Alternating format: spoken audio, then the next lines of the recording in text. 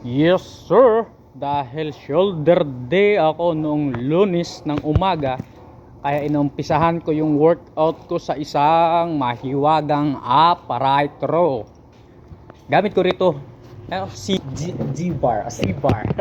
Ang gulo, basta ganun na yun, huwag kayong maingay. Yun yung ginagawa ko.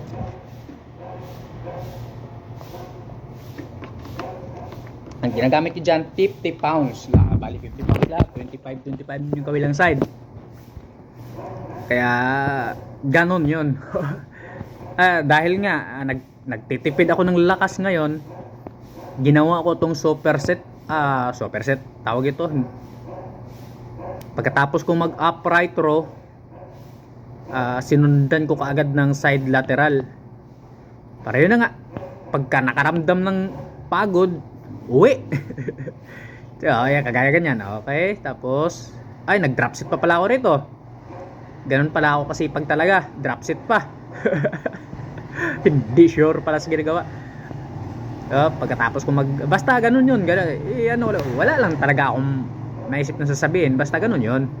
Pero ganun pa rin kahit medyo hindi na talaga ganun kaganda yung condition o lakas.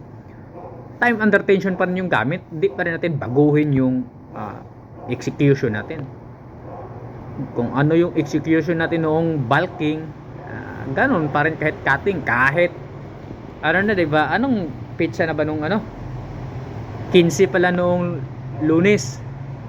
Kaya 5 days out na ako niyan.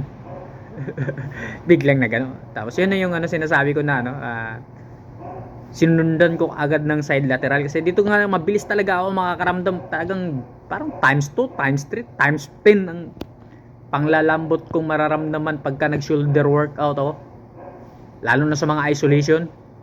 Yun yung isa talaga sa napakalagang problema ko eh. Kaya lagi na lang akong pinipintasan ng kahit mga kasamahan ko sa gym na ang tamad-tamad ko raw mag arms.